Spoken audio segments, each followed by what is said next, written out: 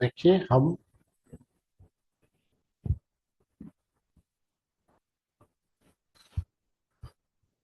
BNS में chapter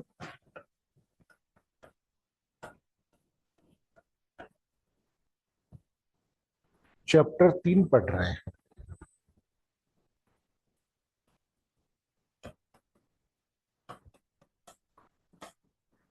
third, general exceptions.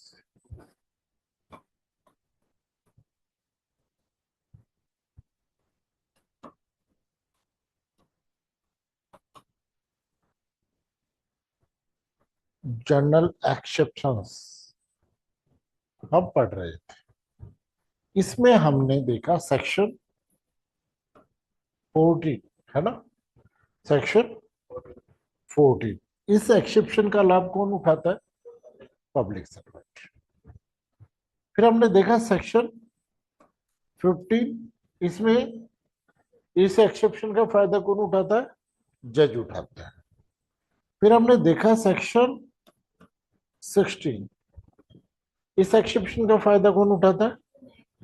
जो judicial order को फॉलो करने में कोई काम कर रहा है वो उठाता है। और सेक्शन 17, प्राइवेट व्यक्ति ऐसा कोई कार्य जो एम्पावर्ड बाय लॉ है, करने के लिए सक्षम है, उसको करता है तो उसका एक्सेप्शन। फिर सेक्शन 18 में एक्सीडेंट, और सेक्शन 19 में आवश्यकता है। आवश्यकता कि भाई बड़े नुकसान के बजाय छोटा नुकसान, यहां तक हमने कर लिया था। फिर उसके बाद में देखिए सेक्शन 20। सेक्शन 20 में ये कहा कि भाई कोई भी बच्चा है और बच्चा 7 साल से कम का है तो वो मैंसरिया नहीं धारण कर सकता। अगर कोई भी बात 7 साल से कम आयु के बच्चे करता है तो वो बात अपराध नहीं। आगे बात समझ, ये एक वो भी है क्या, कंक्लूसिव प्रूफ। क्या है? कंक्लूसिव प्रूफ, यानी अगर आपने ये साबित कर दिया ना कि बच्चा 7 साल से कम का है, फिर न तो कोई मेंसरिया होता, न कोई एक्टस है, कुछ भी साबित करने की जरूरत नहीं। तो इन्होंने सेक्शन 20 में क्या बोला कि nothing is an offence which is done by a child under 7 years of age. कोई बात अपराध नहीं है जो 7 वर्ष से कम आयु के शिशु द्वारा की जाती है। फिर सेक्शन 21, कि बालक कितना है? 7 वर्ष से अबाउ और 12 वर्ष से कम आयु का। तो देखो पहले भी यही स्थिति थी और आज भी यही स्थिति है। भाई सेक्शन 20 में क्या है? बिलो। और 20 में, और ये 7 वाला कहाँ जाएगा?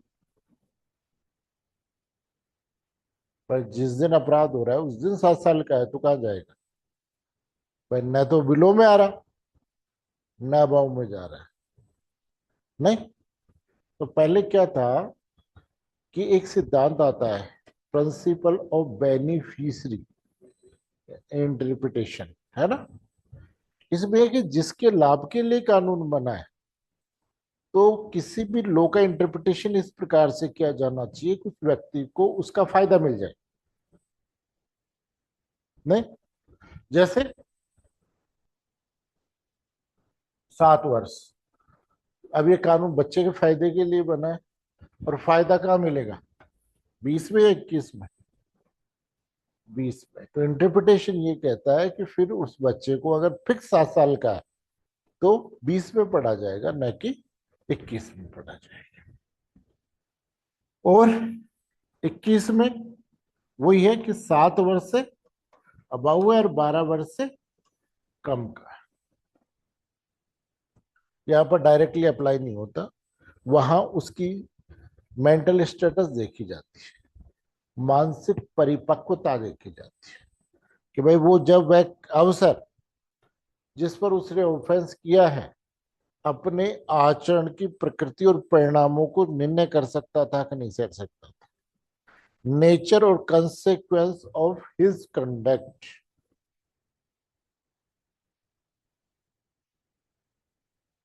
तो सेक्शन 12 का लाभ मिलेगा, अदरवाइज 12 का लाभ नहीं मिलेगा।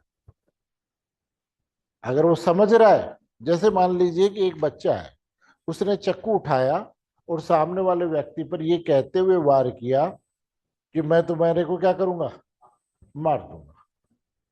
भाई ये कहते हुए क्या किया, वार किया, और कि भाई मैं तुम्हें मार दूंगा, और उसने मार दिया। तो भाई 12 साल का बच्चा था, 12 साल से कम का था, 11 साल का था, लेकिन उसकी समझ थी ना कि मैं चाकू लेकर के उसको रोपूंगा तो ये आदमी मर जाएगा। खुद कहते हुए आगे बढ़ रहा है। आगे बात समझ में, तो कंसेक्वेंस को समझ रहा हूं, है ना। तो क्या दे रखा है कि nothing is an offense which is done by a child above 7 years age and under 12 years of age who has not attained sufficient maturity of understanding to does the nature and consequence of his conduct on that occasion.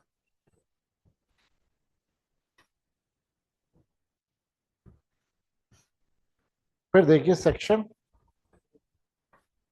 22, section 22, act of a person of unsound mind, act of a person unsound mind।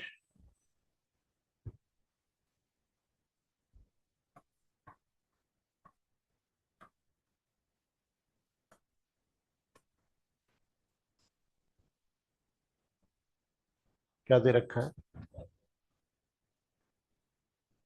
Unsound mind, यानी उसका दिमाग ठीक नहीं, उसको बोलते हैं हम क्या, अनसाउंड माइंड।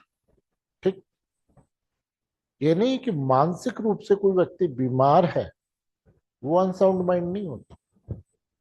आगे बात समझ में, एक होता है लीगल अनसाउंड माइंडनेस, है ना, और एक होता है मेडिकल। मेडिकल की अगर बात करें, चले जाओ आप, चाहे तो आज ही दिखाओ, डॉक्टर कह देगा कि भाई साहब, और भी नहीं तो कहेगा एंजाइटी बहुत उच्च लेवल पे आप, नहीं, अगर आप जाओगे तो अपने आप, क्योंकि इतना तनाव हो जाता है लाइफ में कि एंजाइटी तो एक नॉर्मल चीज है, नहीं। और हम भारतीय भारतीय ज्यादा डिस्कस भी नहीं करते, मानते ही नहीं कि हम पागल हैं, नहीं। भाई इंग्लिश लोग हैं। आप ये सोचो कि मोदी जी ने एक नया ऐप जारी कर दिया मानसिक रोगियों के लिए, हेल्पलाइन नंबर, कि भाई आप किसी भी प्रकार का मानसिक तनाव हो तो इस हेल्पलाइन पे नंबर ले लो और बातचीत कर लो, नहीं। तो इसलिए मानसिक रोग होना अलग चीज और अनसाउंड माइंडनेस और अलग है। तो वन साउंड माइंडनेस का क्राइटेरिया क्या है, कि आप पागल इतने हो गए हो कि जब वो कार्य कर रहे हो तो उस कार्य की प्रकृति और परिणामों को समझने में आप सक्षम, कि पागलपन के कारण आप उस कार्य की प्रकृति और परिणामों को समझने में क्या हो, असक्षम, तो ही इसका फायदा मिलेगा, अदरवाइज नहीं मिलेगा। देखिए, nothing is an offense which is done by a person who is time doing it by reason, sorry, nothing is an offense which is done by a person who at the time of doing it by reason of unsoundness of mind, ठीक है, is incapable of knowing the nature of the act and that he is done what is either wrong or contrary of law। कि कोई बात अपराध नहीं है जो उस व्यक्ति द्वारा की जाती है जो उस करते समय चित्त विकृति के कारण उस कार्य की प्रकृति या यह जो कुछ वह कर रहा है दोषपूर्ण या विधि के प्रतिकूल है जानने में असमर्थ। देखो एक केस था, इंग्लिश केस था, मैकनोटन।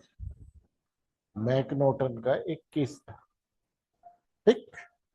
उस मैकनोटन के केस में क्या था,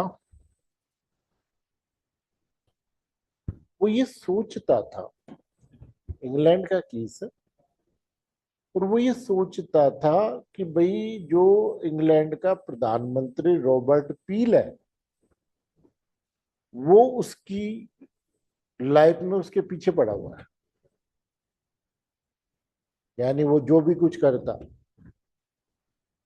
अगर वो नौकरी करने जाता उसको नौकरी नहीं मिलती तो वो ये क्या सोचता कि रॉबर्ट पील ने क्या कर दिया, मना कर दिया कि भाई इसकी नौकरी नहीं लगानी।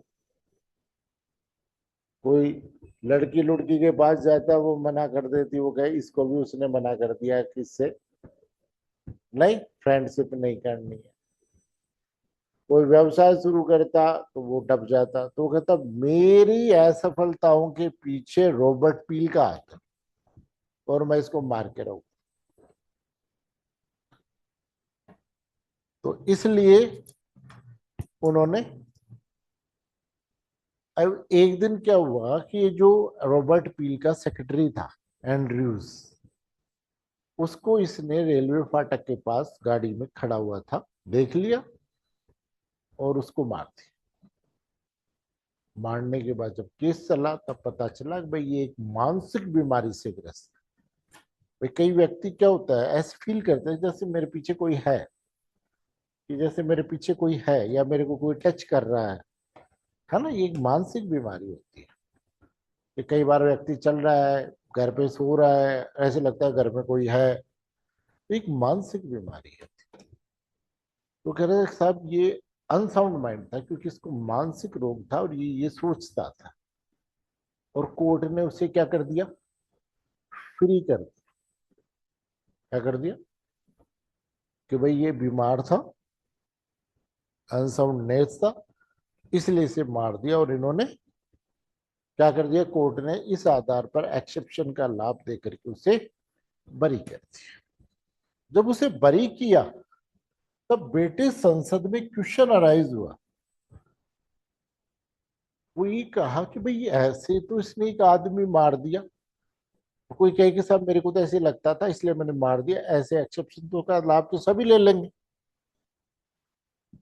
तो इसके लिए इन्होंने एक मेडिकल बोर्ड और एक्सपर्ट और बोर्ड बिठाया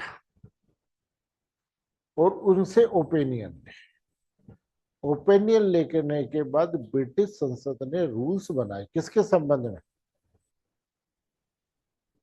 पागलपन के संबंध में, अनसाउंडनेस के संबंध में, है ना। और इन्होंने कहा कि भाई पागलपन जो होता है वो दो प्रकार का होता है, एक मेडिकल और दूसरा लीगल। वो का मेडिकल पागलपन कुछ भी हो सकता है, मानसिक बीमारी हो सकती है, लेकिन मेडिकल का लाभ तब तक नहीं दिया जाएगा जब तक कि वो लीगल नहीं हो। और लीगल मैडनेस या पागलपन कब होगा, जब वो ये शर्त बरता करता हो कि पागलपन के कारण वो इतना इनकेपेबल हो गया, नहीं कि जानने में कि nature of act that he is doing what is either wrong और कंट्रोवरी ऑफ, कि भाई वो इतना असक्षम हो गया कि उस कार्य की प्रकृति और परिणामों को जानने में क्या हो गया, असक्षम हो गया, तो उसे इसका फायदा नहीं दिया जाएगा, तभी दिया जाएगा, अदरवाइज नहीं दिया जाएगा। और इसको बोलते हैं मैकनोटन्स रूल्स। कई बार हम लिखते हैं कि मैकनोटन के मामले में, मामला तो डिसाइड हो गया था, दिस इज मैकनोटन रूल्स, यानी मैकनोटन का नियम है। डिसीजन में तो वो बरी हो गया था, उसके बाद ये रूल्स आए थे। तो नेक्स्ट कौन आ गया? बालक हो गया, चाइल्डहुडनेस हो गई, और फिर अनसाउंड माइंड हो गया। फिर आता है इंटॉक्सिकेशन।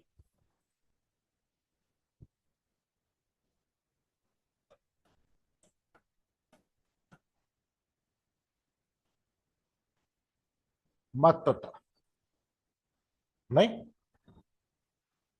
अभी इंटरनेट पे एक वीडियो वायरल हो रही है। उसमें क्या है कि एक आदमी ब्लिंकिट का पीछे से वो लगा रखा है, क्या, ठेला, बीड़ी मुंह में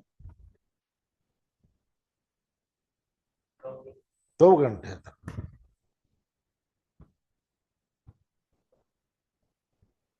नहीं, इसमें क्या होता है, ज़ोंबी ड्रग्स माना गया है कि ये ज़ोंबी ड्रग्स का एडिक्ट था। नहीं, और ये ड्रग्स के सेवन के कारण नर्वस सिस्टम निष्क्रिय हो जाता है और आदमी जिस पोजीशन में होता है 2-3 घंटे उसी पोजीशन में रहता है। यानी आदमी का नर्वस सिस्टम खत्म हो जाता है, सोचने की क्षमता खत्म हो जाती है। ठीक। अब जैसे मान लो मैं आपके घर पे गया और आपने कहा कि बना लो 2 पैक, बना ली। मैंने भी 1 पैक पिया, 1 पैक आपने पिया, और हम चल दिए और ऑफेंस हो गया कुछ। ठीक। जब हम उठे तो हमें तो पता ही नहीं कि क्या हुआ। फिर कोई पूछे कि भाई ये, वो कहा साहब मैं तो दारू पी रखी थी, मेरे को तो पता ही नहीं कि क्या हुआ, इसलिए इसका लाभ दो। तो वहां आपसे 2 क्वेश्चन पूछे जाएंगे कि भाई जिस चीज से एंटी वो हुआ, इंटॉक्सिकेशन हुआ, वो आपने पी थी कि किसी और ने पिलाई थी? और आपने कहा कि साहब मैंने खुद ने पी थी। तो फिर इंटॉक्सिकेशन का लाभ आपको नहीं दिया जाए। अदरवाइज इंटॉक्सिकेशन, जैसे मान लो कि मैं आपके घर पे गया, आपने कहा कि क्या लोगे सर, मैं कहा कुछ नहीं, वो कहा सर कोल्ड ड्रिंक तो पियो, और कोल्ड ड्रिंक में कुछ पिला के दे दिया, तो फिर हो गए। तो है, तब इंटॉक्सिकेशन के लाभ मिलेगा, है ना। तो यहाँ देखो 2 पार्टों में इन्होंने बांट रखा, 23 और 24 में, सेक्शन 23 और 24।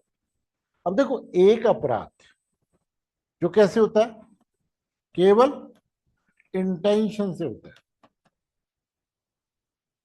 जो अपराध किससे होते हैं, केवल इंटेंशन से होता है, उनके संबंध में बात करता है सेक्शन 23, कि कोई अपराध जो इंटेंशन, केवल हास्य से होते हैं, नॉलेज से नहीं, केवल किससे होता है, इंटेंशन से होता है। और आपने कब किया है, जब आप इंटॉक्सिकेशन में थे। किसमें थे, किसमें थे, इंटॉक्सिकेशन की स्थिति में थे। ठीक। तो ऐसी कंडीशन में जब आप शराब के नशे में थे और आपने कोई अपराध किया है, और आप शराब के नशे के एक्सेप्शन का लाभ लेना चाहते हो, तो आपको 2 बातें साबित करनी होगी कि साहब जिस चीज से इंटॉक्सिकेशन हुआ वो मेरी इच्छा या नॉलेज के विरुद्ध दिया गया, और इंटॉक्सिकेशन इस लेवल का था कि उसके कारण मैं उस कार्य की प्रकृति, नेचर और परिणाम को समझने में क्या हो गया, असक्षम हो गया, तभी आपको इसका लाभ मिलेगा। कहां पर, सेक्शन 23, कि nothing is an offence which is done by a person which time of the doing it by reason of intoxication, incapable to knowing the nature of act, and that he is doing what is either wrong or contrary of law, provided that the thing which intoxicated him was administered to him without the knowledge or against his will. कोई बात अपराध नहीं है जो ऐसे व्यक्ति द्वारा की जाती है जो उसे करने में मतता के कारण उस कार्य की प्रकृति है। यह है कि वह जो कुछ कर रहा है दोषपूर्ण या विधि के प्रतिकूल है, जानने में असमर्थ है, परंतु वह चीज जिससे मतता हुई है उसके अपने ज्ञान और इच्छा के विरुद्ध। अब देखो दूसरे ऑफेंस कैसे हैं? जैसे चोरी का अपराध है, वो किससे होता है? इंटेंशन, नॉलेज से नहीं होता, किससे होता है? इंटेंशन से। लेकिन जैसे कल्पेबल होमोसाइड, आपराधिक मानववध कैसे होगा? मर्डर कैसे होगा? इंटेंशन और नॉलेज पढ़ा है ना भाई। 2 पॉइंट तो इंटेंशन के, तीसरा पॉइंट नॉलेज का है, और उसमें शुरू के 3 पॉइंट तो किसके? इंटेंशन के, और चौथा पॉइंट नॉलेज का है कि नहीं है? कुछ अपराध इंटेंशन और नॉलेज से होते हैं। तो सेक्शन 24 कौन से अपराधों में लागू होता है? जो अपराध इंटेंशन और नॉलेज,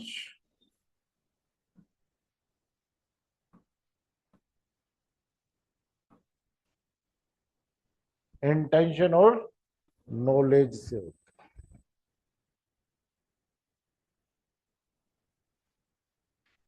ठीक है। अब देखो इंटेंशन वाले ऑफेंस में तो डायरेक्ट ये देखेंगे कि पिलाया कि नहीं पिलाया। लेकिन जो अपराध नॉलेज से हो रहे हैं, भाई मैंने शराब पी और शराब पी के मैं गाड़ी चला रहा हूं, तो मेरे को ये बात का नॉलेज है कि भाई मैंने पी रखी है, गाड़ी चलाई तो गाड़ी अनकंट्रोल हो सकती है और मैं किसी को नुकसान कारित कर सकता हूं। मैंने दारू पी, गाड़ी चलाई और मैंने टक्कर मार दी, एक आदमी मर गया। क्या अपराध हुआ? सलमान खान ने 4 आदमियों को मार दिया, है ना? आपराधिक मानववध नहीं, आपराधिक मानववध का अपराध हुआ। I am not amounting to murder. क्या आपराधिक मानव, जिसको हम बोलते हैं गैर इरादतन हत्या। अब यहाँ क्या है, इन्होंने कहा कि किसी ऐसा ऑफेंस जो इंटेंशन और नॉलेज के साथ होता है और किसी व्यक्ति ने इंटॉक्सिकेशन केशन की स्थिति में क्या किया है? कारित किया। तो जो अपराध किससे हो रहे हैं? इंटेंशन और नॉलेज से। उसके संबंध में प्राइमा फेशी क्या किया जाएगा?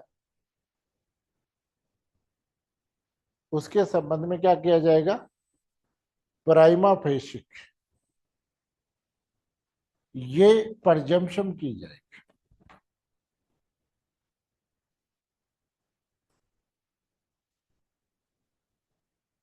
क्या परजम्पशन की जाएगी?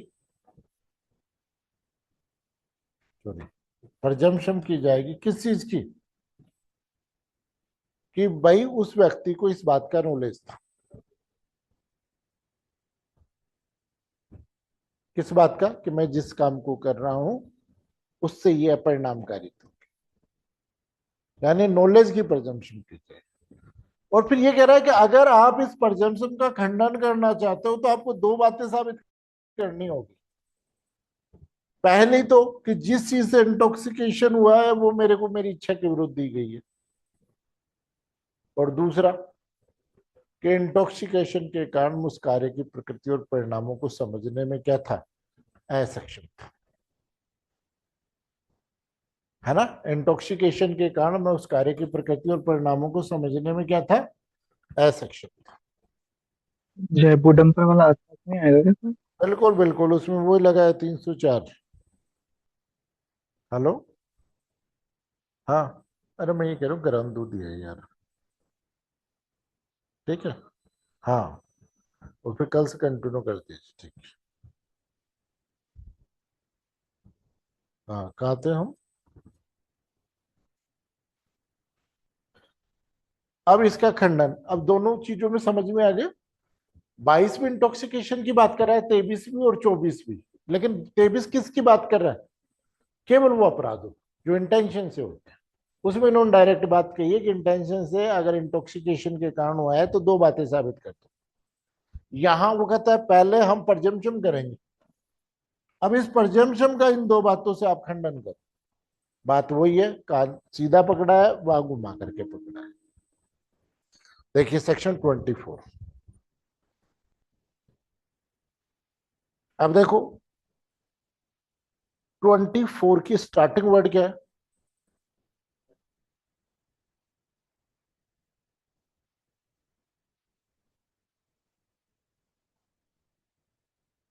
अगर हम 24 का वो हटा दें, क्या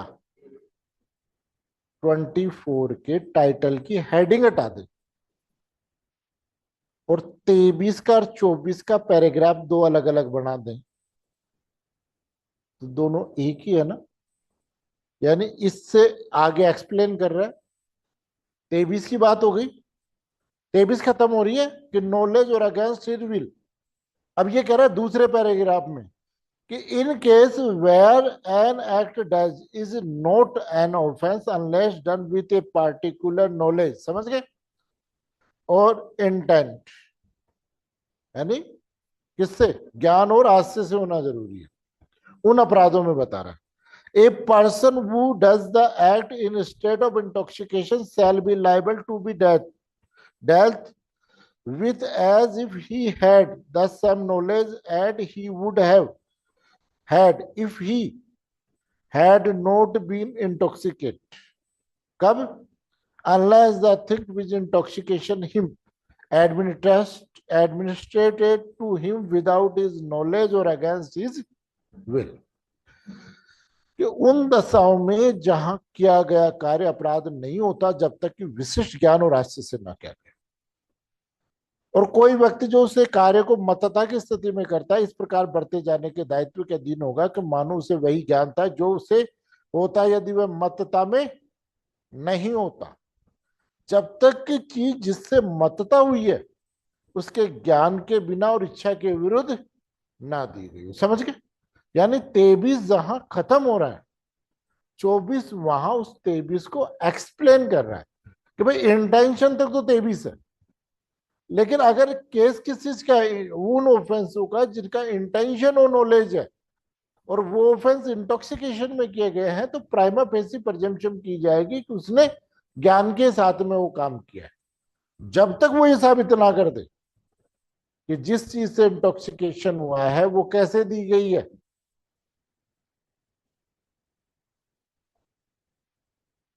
है ना।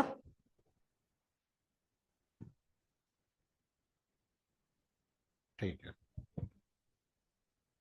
हाँ मोहन जी, नमस्ते नमस्ते।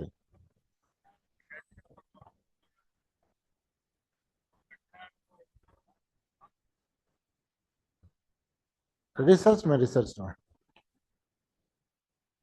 मैं आपको डिटेल भेजता हूँ उसकी, है ना, व्हाट्सअप कर देता हूँ एक बार आपको, है ना।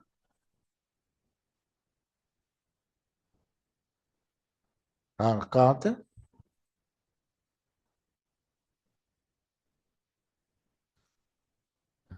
हाँ, फिर अपन चोरी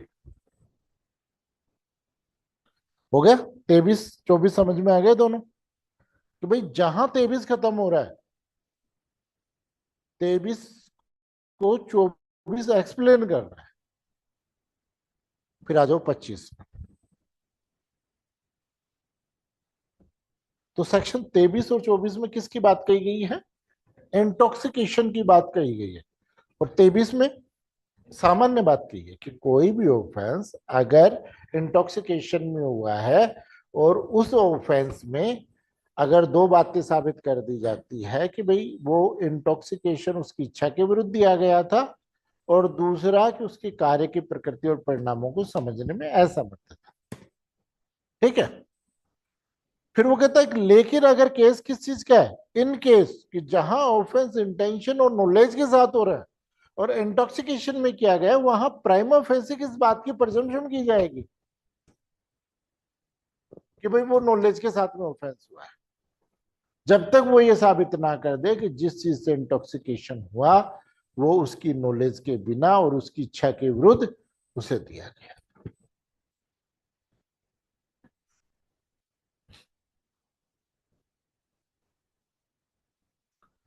फिर देखिए, अब देखिए सेक्शन 25। 25 में ये होता है वॉलंटरली एक्ट, कि कुछ काम ऐसे हैं जो मेरी इच्छा से हो रहे हैं और उससे मुझे कोई उपत्ति हो गई। भाई दो चीजें नहीं होनी चाहिए कि एक तो सामने वाले का मारने का या घोरुपति का इंटेंशन, लेकिन मेरे को ये पता है कि इस काम से मेरे उपत्ति हो सकती है और मैंने उसके लिए कंसेंट दे रखी है, तो वो बात अपराध नहीं होगी। जैसे मैं जा रहा हूँ मैच देखने, अभी कल परसों मैच हुआ तो एक के लग गई महिला के, तो महिला क्लेम कर सकती है क्या खिलाड़ी के विरुद्ध? है क्यों? टिकट में लिखा होता है कि आगे ये रिस्क है। अपन क्रिकेट खेलने जाते हैं, हमारी खुद की सहमति होती है। जैसे मान लो बॉल आ भी जाती है, कई बार पैर पे भी लगती है, सर पे भी लगती है, हर जगह ही लगती है, नहीं उपति तो हो ही रही है। लेकिन कभी किसी बॉलर का इंटेंशन होता है कि बॉल फेंक करके मार दो इसको या हाथ पैर तोड़ दो। इसी प्रकार मुक्केबाजी हो, देखो मुक्केबाजी का जो खेल है ना, कुश्ती है, इसमें उपत्ति होती है लेकिन मारने का इंटेंशन नहीं होता। आपने देखा होगा पिक्चरों में क्या आता है, फ्री फाइट। फ्री फाइट को इलीगल क्यों माना गया? क्योंकि फ्री फाइट का मतलब ये है कि जब तक एक चल रहा है, दोनों में से एक नहीं मर जाता, तब तक लड़ाई चलती रहेगी। इसलिए उसको क्या बोलते हैं, फ्री फाइट। इसलिए इलीगल है भाई, फाइटिंग इलीगल नहीं है, फ्री फाइट क्यों इलीगल है? समझ में आ गया? इसलिए इन्होंने कहा सेक्शन 20 कि कोई काम मेरी कंसेंट से हो रहा है और मेरे को पता है कि उस कंसेंट से उपत्ति हो सकती है, और अगर वो काम हो गया मृत्यु और गौरवपति का इंटेंशन के बिना किया गया है, तो भाई मृत्यु भी हो जाती है। आपने देखा है साउथ अफ्रीका का एक खिलाड़ी था, उसके सर में बोल लगने से वो मर गया था। नहीं, मुक्केबाजी में भी होता है, हर जगह ही होता है, लेकिन इंटेंशन नहीं होना चाहिए और सामने वाला उपति शयन करने के लिए तैयार है। तो कहने का मतलब स्पेशली स्पोर्ट्स को जो एक्सेप्शन का लाभ दिया गया है वो कहाँ दिया गया है, सेक्शन 24 में दिया गया है। और इसके लिए एज क्या बताई गई है, कितना? 18 वर्ष से अधिक आयु। कंसेंट देने की एज कितनी बताई गई है, 18 वर्ष। अब आप बालकों को एडमिशन करवा के आते हो ना स्पोर्ट्स क्लास में, तो पेरेंट्स से वो परमिशन लेते हैं कि भाई कल को बच्चों के कुछ हो जाए। खेल खेल होता है कोई सा ही, मोबाइल को छोड़ करके, उसमें भी आंखें खराब होती है। नहीं, मैं भी कुछ दिन पहले गांव गया था, तो हम शाम को 5 बजे गांव में ग्राउंड था, उस ग्राउंड में खेलने जाते थे। साल में एक दो ट्रॉफियां भी होती थी। और आज गांव के बालक लूडो खेल रहे मोबाइल, नहीं, और वो ग्राउंड तो है ही नहीं। ग्राउंड में स्कूल बना दी और इधर उधर की सारी जमीनों पे वो जुग रहा है। तो अब वो क्या लूडो खेलेगा तो कोई दिक्कत नहीं है, उंगली में हो सकता है थोड़ा बहुत दर्द हो जाए लेकिन बाकी फिजिकल खेलेगा तो चोट की संभावना रहती है।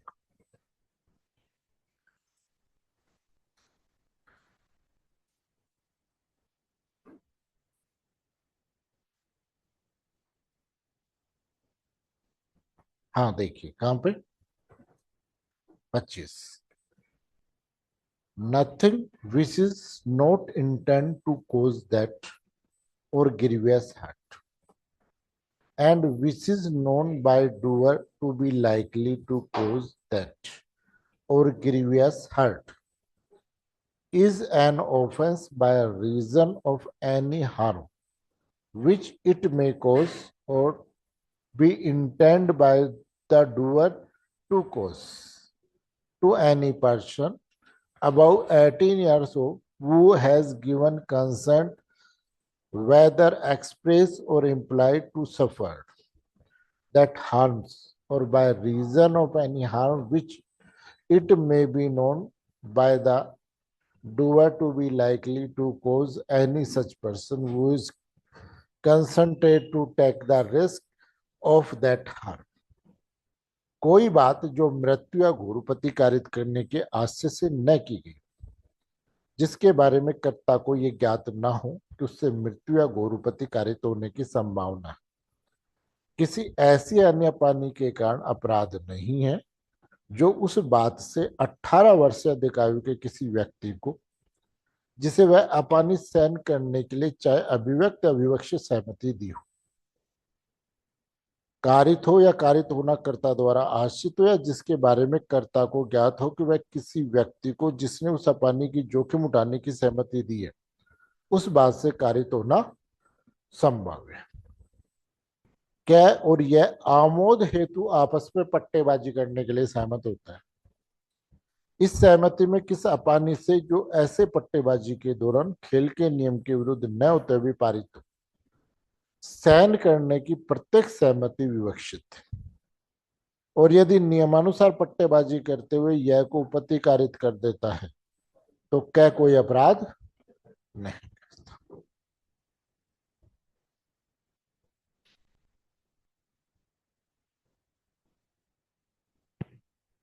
फिर सेक्शन 26, स्पेशली ये एक्सेप्शन डॉक्टरों के लिए बना है। स्पेशली एक्सेप्शन किसके लिए बना है कि भाई कोई व्यक्ति की सहमति से उसके फायदे के लिए कोई सद्भावना पूर्वक करता है और उसमें मृत्यु और घोरोपति कारित करने का इंटेंशन नहीं है और उसका जीवन बचाने के लिए या अंग विक्षेप या किसी रोग को दूर करने के लिए आवश्यक है, तो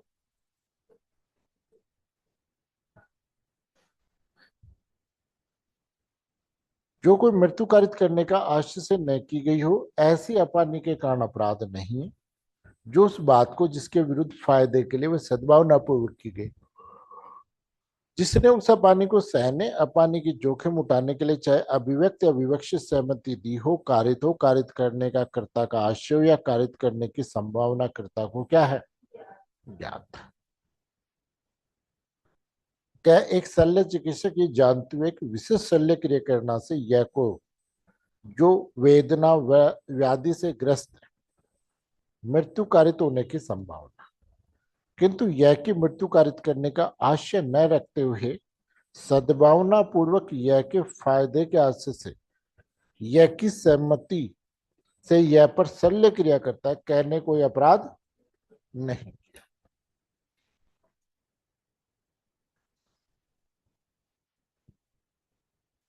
सेक्शन 27,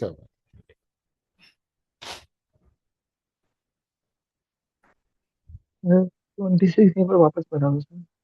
है 26। अरे आपने वो ऑपरेशन कराने के लिए किसी डॉक्टर के पास गए, डॉक्टर कंसल्ट लेता है कि नहीं लेता, और ऑपरेशन करने के बाद आपकी टांग काट देता है।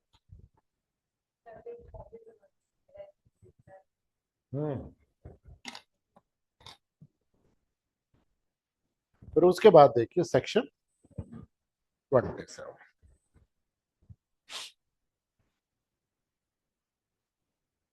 सेक्शन 27 में ये दे रखा है कि भाई कई बार क्या होता है कि आदमी स्थिति में नहीं होता कि कंसेंट दे, स्पेशली ये भी मेडिकल के लिए ये कि कोई व्यक्ति जब सक्षम नहीं है कंसेंट देने, मान लो बेहोशी की हालत में, तो डॉक्टर क्या कहेगा, जैसे मान लो किसी का एक्सीडेंट हो गया और बेहोशी में है, आपने उसे इमरजेंसी में पहुंचा, डॉक्टर क्या करेगा, उसे जगाएगा कि भाई 2-4 मिनट खड़ा हो और साइन कर दे, फिर उसके बाद वापस बेहोश हो जाना, यही कहेगा।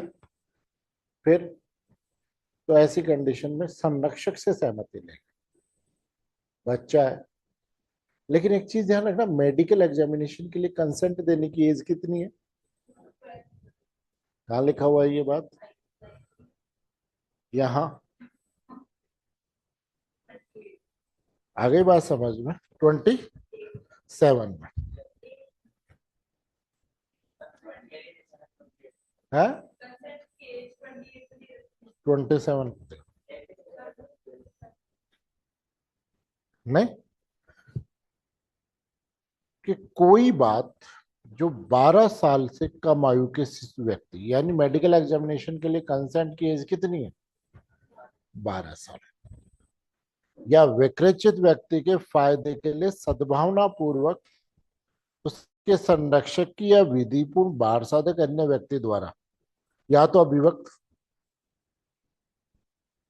या विवक्षित सहमति से की जाए, और किसी ऐसी अपानी के कारण अपराध नहीं है जो उस बात से उस व्यक्ति को कारित हो, कारित करने का कर्ता का आशय हो, या कारित होने की संभावना कर्ता को ज्ञात हो, परंतु इस अपवाद का विस्तार से आशय मृत्यु कारित करने या मृत्यु कारित करने के प्रयत्न पर नहीं होगा। मृत्यु या गोरुपति के निवारण, अंग रोग या अंग से तिले से मुक्त करने से भिन्न किसी प्रयोजनों के लिए ऐसी बात करने पर नहीं होगा जिसे करने वाला व्यक्ति जानता हो कि उसने मृत्यु कारित होना संभव है। स्वेच्छा गोरुपति कारित करने या गोरुपति कारित करने के प्रयत्न पर नहीं होगा जब तक कि मृत्यु और गोरुपति के निवारण या किसी रोग, गंभीर रोग या अग्नि सहतिल्य से मुक्त करने के प्रयोजनों के लिए और अपराध के दुष्परिणाम पर नहीं होगा जो जिसके लिए अपराध किया जाना का इसका विस्तार नहीं।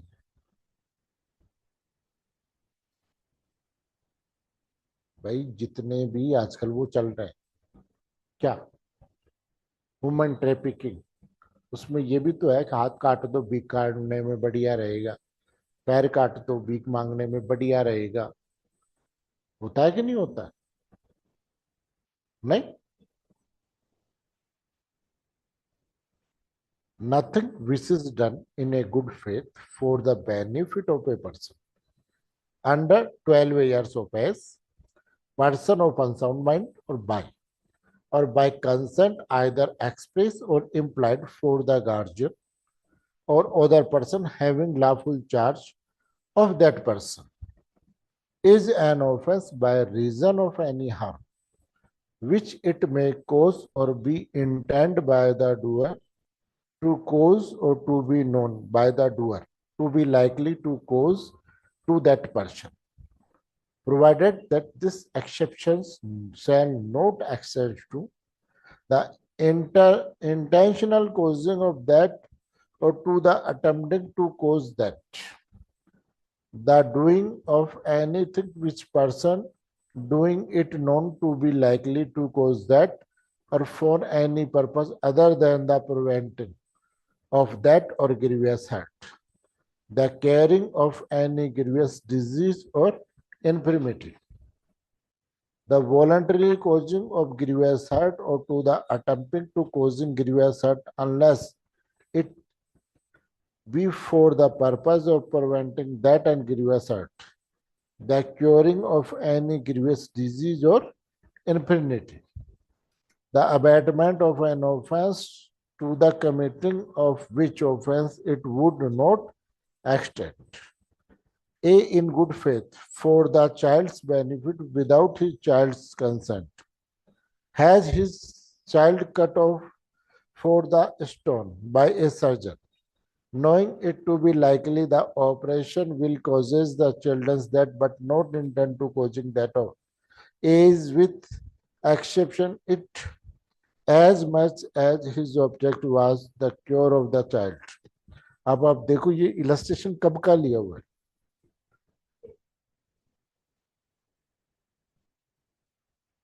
अरे भाई अब तो हर तरीके सर्जरी बहुत इजी हो जाती है, कौन मरता है?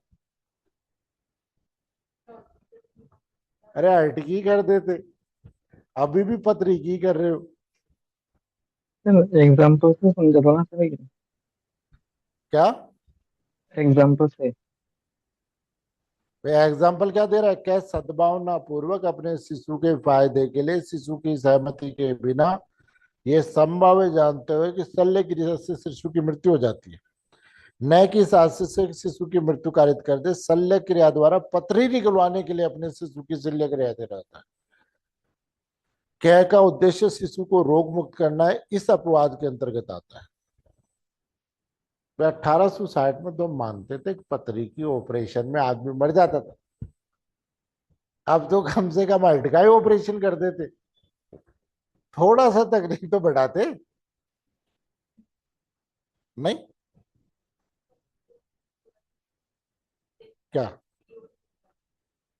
भाई बी में ये कह रहा है कि उसका मृत्यु और गोरुपति के निवारण के, गंभीर रोग या अंग से तले से मुक्त करने के भिन्न प्रयोजन के लिए, है ना। किसी बात को करने का नहीं होगा जिसे करने वाला व्यक्ति जानता है कि उससे मृत्यु कारित होना, जैसे ऑपरेशन वगैरह, है ना। और ऑपरेशन में हाथ पैर काट दिया तो उसको पता है कि इसका पैर काटने से, तो फिर पैर कब काटेगा। तीसरे कि स्वेच्छा गोरुपति कारित करने, समझ गए, और गोरुपति कारित करने के प्रयत्न पर नहीं होगा जब तक कि मृत्यु या गोरुपति के निवारण या किसी गंभीर रोग या अंग से तले से मृत्यु कारित करने के लिए ना हो। समझ गए। पैर काटने वाला सी में आ गया, बाकी ऑपरेशन कर रहा है, 10 दिन हॉस्पिटल में भर्ती रखना पड़ेगा, पेट पूरा कट गया, मान लो पथरी करनी है और उसका पूरा पेट काट के पथरी बाहर निकाली है, कम से कम महीने 2 महीने तो खाट पे ही रहेगा, और शरीर में दर्द भी होगा कि नहीं होगा। हाँ, और हाथ पैर काट दिया तो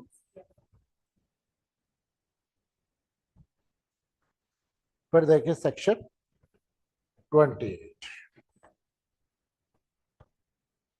28 में कंसेंट को डिफाइन किया है, नहीं, कंसेंट को कहाँ डिफाइन किया है, ये भी वही डाल देते डेफिनेशन क्लोज में, नहीं भाई, जब इतनी डिक्शनरी बना रहे थे तो ये भी डेफिनेशन क्लोज में डाल देते। अब एविडेंस का ज्यादा नुकसान हुआ है। एविडेंस में पहले क्या था, मे परजूम, सेल परजूम, कंक्लूसिव प्रूफ एक साथ लिखा हुआ था, हर को समझ में आ जाता, नहीं। अब सबसे पहले तो सी में तो वो कंक्लूसिव प्रूफ आ गया, बाद में वो मे परजूम आ रहा है, फिर उसके बाद में सेल परजूम आ रहा है, तो वो समझोगे कैसे आप, नहीं। फिर देखिए सेक्शन, अभी अपने क्या क्या देखा, सबसे पहले सेक्शन 76 से 79 क्या था, तथ्य का भरम, था कि नहीं। भाई जो भी काम हुआ कैसे हुआ, तथ्य के भरम में हुआ। और उसके बाद में दुर्घटना और दुर्भाग्य, सॉरी, यानी 14 से लेकर के 17 दुर्घटना, फिर दुर्घटना के बाद में 19 में आवश्यकता, 20 में है, 20 और 21 में बच्चा,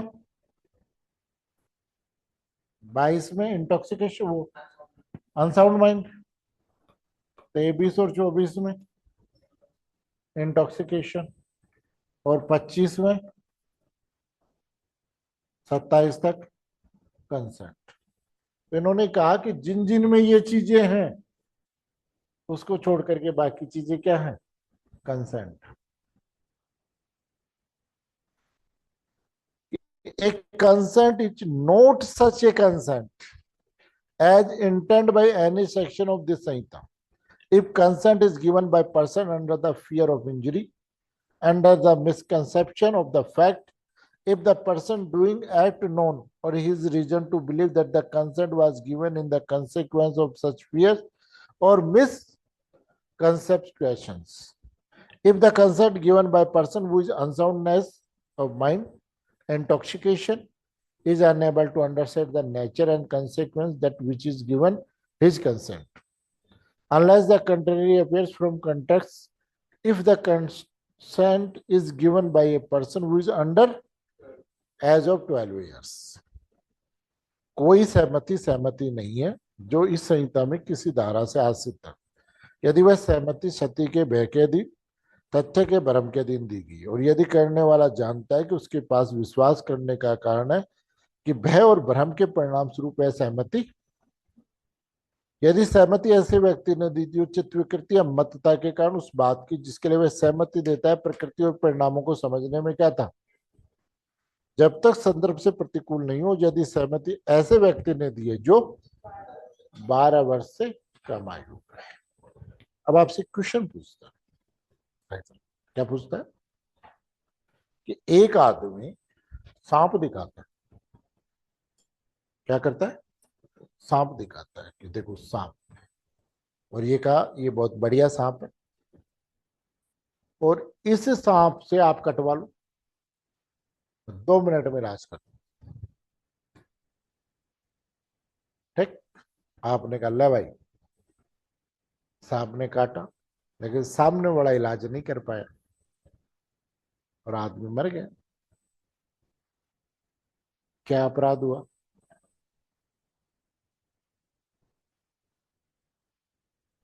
क्या हुआ भाई? सांप जहरीला है, कोबरा से अगर मैं कटरा रहा हूं, मृत्यु की संभावना, मृत्यु की संभावना कितनी है? नहीं, भाई मृत्यु की संभावना कितनी है?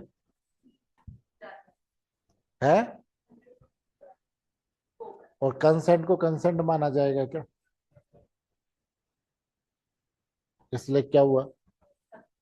तो इस चीज को ध्यान रखना, किस चीज को, कि जो तथ्य के भ्रम में, मिसकंसेप्शन ऑफ फैक्ट में अगर कोई कंसेंट दी गई है तो उस कंसेंट को कंसेंट नहीं माना जाता। सहमति तो है लेकिन सहमति कैसे दी गई है? तथ्य के भ्रम में दी गई, इसलिए सहमति को सहमति नहीं माना जाता। किसमें हत्या होगा?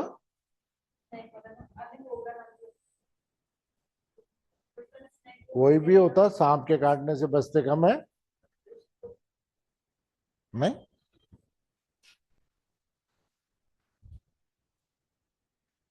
बाकी फिर अपन कल करते हैं, है ना? सर हाँ सर एक क्वेश्चन पूछना था सर, इससे रिलेटेड नहीं है, अलग से क्वेश्चन है। हाँ सर अभी थोड़े दिन पहले पेपर में एक खबर आई थी कि 200 फीट पे है ना, यहाँ पे थर्ड जेंडर बन गए और लोग, कुछ लोग मतलब 8 से 9